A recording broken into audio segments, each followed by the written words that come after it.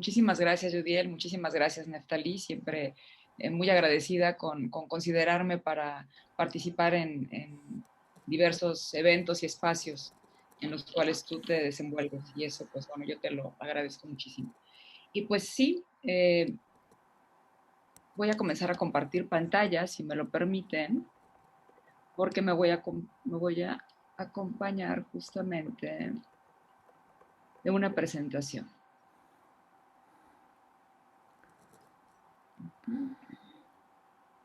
Ok. Nada más me pueden confirmar con una manita quienes están, que ya se ve. Sí, listo, Luz, está a la orden. Muy bien, gracias. Los que fracasan cuando triunfan. Éxito y felicidad a costa de todo. Claramente es un tema que yo estoy mencionando, que es disruptivo. Tal vez no se entienda de esa manera, pero en el avance de la presentación verán por qué lo estoy mencionando. Esta frase de los que fracasan cuando triunfan es una frase de Freud, tuvo un origen especial para generarla, la voy a dejar hacia el final cuando ya hayamos visto alguna serie de puntos. Y el tema aquí es el éxito y la felicidad a costa de todo. ¿Cómo relacionar este tema de hablar de éxito, de felicidad y este asunto de a costa de todo? Eh, Esta primera lámina, esta presentación del título, tiene ahí una obra que no sé si alguno de ustedes conozcan. Esta obra es una de las obras más representativas de Pablo Picasso y se llama Las señoritas de Aviñón. Es una obra que está en Nueva York en el MoMA. Si alguien ha tenido oportunidad de verla, estaría maravilloso y si no, la próxima vez que la vean, tal vez la vean con ojos diferentes, espero, después de que yo platique con ustedes de esta obra. Fíjense que esta obra es peculiar en el tema de Pablo Picasso porque cuando él empezaba bueno, él ya era una persona, ya era un artista, ya estaba pintando, y y si alguien sabe más o menos cómo funciona el tema de la pintura, los pintores lo que van haciendo es que ponen el lienzo y primero lo fondean y luego comienzan ahí a generar algún tipo de boceto. Si no les gusta, lo vuelven a fondear y luego siguen poniendo el fondo del boceto y así es como van creando poco a poco la obra. Digamos que es una serie de circunstancias que van colocando poquito a poquito el tema. Y el asunto con las señoritas de Aviñón es que Pablo Picasso comenzó con esto, comenzó fondeando el cuadro. Él estaba por ahí todavía en el tema de esta época del realismo, en la cual la forma de pintar era de otro orden, era una forma específica, con otro tipo de circunstancias.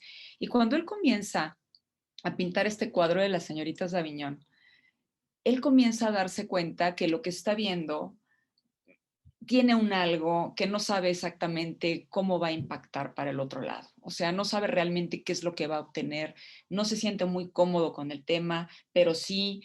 Entonces, lo que hace es muy interesante porque no lo fondea, le pone un lienzo, lo voltea y lo deja en su galería en la parte de atrás. Y ahí pasa un muy buen rato hasta que después cuando ya llega el tema del surrealismo, todo este asunto que comienza a venir ya como corriente, que fue una corriente absolutamente disruptiva, toda la parte de lo que venía el surrealismo hacia un surgimiento, perdón, todo lo que viene del realismo hacia un surgimiento del tema del surrealismo, que fue una época cultural enteramente diferente, rompió con todo lo que había.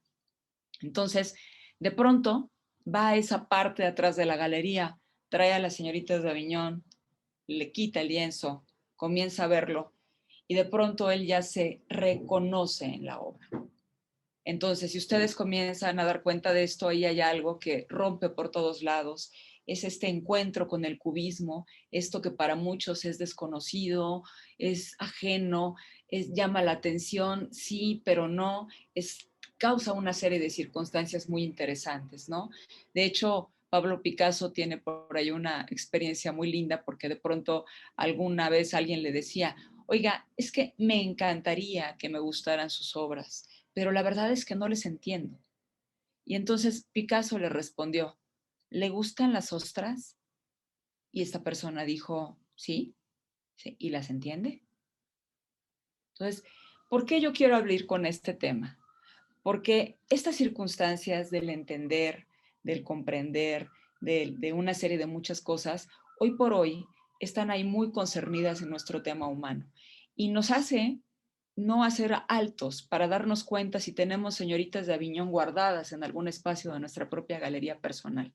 Por eso es que lo que yo planteo en esta mañana, lo que quiero dejarles aquí, es un espacio que promueva la pregunta, que promueva el preguntarnos exactamente si yo tengo algo así que esté ahí atrás en algún lugar esperando una serie de cosas. Entonces, cuando hablamos de fracaso, o sea, cuando hablamos de los que fracasan cuando triunfan, me parece que habría que empezar a ver qué es fracaso y contra qué se contrapone el fracaso. Entonces, cuando nosotros hablamos de fracaso, estamos hablando de un resultado adverso en una cosa que se esperaba que sucediese bien. Y el contrario del fracaso es el éxito. Y cuando estamos hablando de éxito, como definiciones específicas, estamos hablando de un resultado en especial feliz, de una empresa o acción emprendida o de un suceso. Si nosotros nos fuéramos a la etimología de ambas palabras, nos encontraríamos con algo interesante que probablemente ustedes ya conozcan. Cuando nosotros estamos hablando de éxito, estamos hablando de salida, exit, ir a un lugar. Y cuando estamos hablando de fracaso, estamos hablando de romper en pedazos. Esas son las dos etimologías de las cuales provienen las palabras. Y creo que es importante que siendo nosotros como humanos, diferenciándonos del resto de los animales en el tema biológico, hablando desde ese lugar, es importante pensarnos en el sentido de que la palabra, que es lo que nos hace tener un lugar en el mundo, un lugar con el otro, un lugar más allá de la comunicación, ¿no? Tienen un origen y a veces los perdemos. Entonces, importante que recordemos esto. Éxito es esto, un resultado en especial feliz y fracaso, un resultado adverso, pero que básicamente implica un asunto de salida y un asunto de rompimiento. Ese tema de un resultado feliz inmediatamente trae a nuestra mente algo que es importante que volteemos a ver, la expectativa. ¿Qué significa expectativa? La esperanza de realizar o conseguir algo, o la posibilidad razonable de que algo suceda. Y cuando nosotros nos vamos al asunto del expectating, significa que es la etimología de la palabra expectativa, es mirar, que el otro me mira, mirado, de hecho, particularmente tiene que ver con mirado. Y la pregunta ahí sería, ¿quién me mira? ¿Qué me está exigiendo esa mirada? En alguna época un filósofo Kant habló de imperativos categóricos, si alguien está asociado con el tema de la filosofía lo podrán recordar, y estos imperativos categóricos eran una serie de imperativos que se introyectan de una manera inadvertida para cada uno de nosotros, en los cuales hay una serie de mandatos, de circunstancias que nos dicen, debes de hacer esto, tienes que hacer esto, y que nos van dirigiendo. Ustedes darán cuenta a lo largo de su vida que seguramente hay una serie de circunstancias que van caminando y de pronto pues se dan cuenta que hacen cosas que no saben por qué son. Y cuando alguien les cuestiona, de pronto hay una reacción a veces hasta inclusive así como pues de negatividad o de molestia, de enojo, porque alguien nos está cuestionando. Y en muchas ocasiones recibimos las respuestas de, es que yo porque así soy. Y yo así soy, a mí nadie me va a cambiar y no sé qué. Pero la pregunta es, ¿por qué nos enojamos cuando nos hacen ese tipo de cuestiones? ¿Qué es lo que está pasando? ¿Qué verdaderamente está gestionándose dentro de eso? ¿Será que acaso me estoy preguntando respecto de qué me están mirando? ¿Qué me están mirando? ¿Qué me están exigiendo? Y esas miradas, ¿qué tienen que ver con todo esto que yo ya traigo adentro de mí? Entonces, hay un tema ahí cuando estamos hablando de expectativas, cuando estamos hablando de miradas, y es la demanda. Cuando el otro me está mirando porque hay algo que de mí está demandando. Hay algo que ahí me está pidiendo. Desde que somos unos pequeños, no nos damos cuenta, pero nosotros ya estamos siendo demandados por alguien, demandados por el primer círculo que nos está acogiendo, que efectivamente es un círculo de cariño, es un círculo de afecto, que nos tiene una serie de condiciones para que nosotros podamos tener un lugar en el mundo. Pero no solamente viene así, viene cargado de demandas, viene cargado de tú debes de hacer esto, es que yo quiero que seas cuando, es que cuando yo era niña yo hubiera imaginado que yo quería esto, es que yo quiero ser como madre, que mis hijos sean todo aquello que yo no pude ser, que tengan todo aquello que yo no pude tener. Y entonces todo ese tipo de mensajitos se van convirtiendo en demandas que se van acomodando como imperativos categóricos en un lugar ahí al fondo de nuestro ser que, para sorpresa de todos ustedes, por lo menos desde el psicoanálisis, no es el ser del cerebro. El cerebro lo procesa, pero hay una especie como de un otro yo que camina junto conmigo, que al final tiene este tipo de cosas y que están ahí introyectados y que no sabe por qué están, porque al final de la historia así es donde entrar. Entonces, cuando estamos hablando de demanda, ¿de qué estamos hablando? De un pedido, de una solicitud, de algo que se está introyectando y que se transforma como una exigencia y que entonces se considera un derecho. O sea, el que lo demanda considera que tiene el derecho a demandar y el que está siendo demandado, pues siente que tiene la obligación de tener que cumplir a eso que se está demandando. Y entonces aquí yo quisiera traer esta palabra en específico, porque es una palabra que a mí me parece que dentro de todas las circunstancias en las que estamos hoy viviendo, está teniendo carácter de imperativo categórico en nuestra vida. Esa palabra es triunfa, ¿no? Y entonces, este monito que yo estoy poniendo aquí con ustedes, que está así con la garrocha hablando justamente del tema de los Juegos Olímpicos, ¿qué es lo que se persigue? Se persigue un trofeo. ¿Cuál es ese trofeo?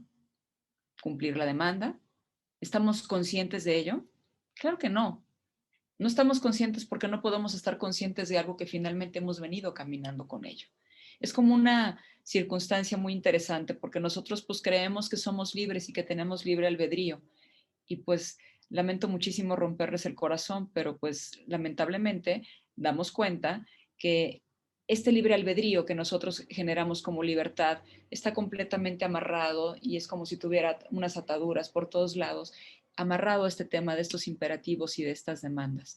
Y entonces ahí es en donde surgen una serie de cosas, porque entonces aparecemos como estos monitos que pongo acá, en un asunto dividido, en el que ese triunfo tendría que ir hacia arriba, porque eventualmente se supone que ese triunfo está esperando lo mejor de mí para que yo esté mejor. O sea, la demanda de alguna manera está enmascarada con esa circunstancia. El tema es, ¿y yo voy a estar mejor con eso? El tema es, ¿alguna vez me lo he preguntado? Entonces, esto ya va ligando un poquito con este asunto de esta frase de los que fracasan cuando triunfan, ¿no creen?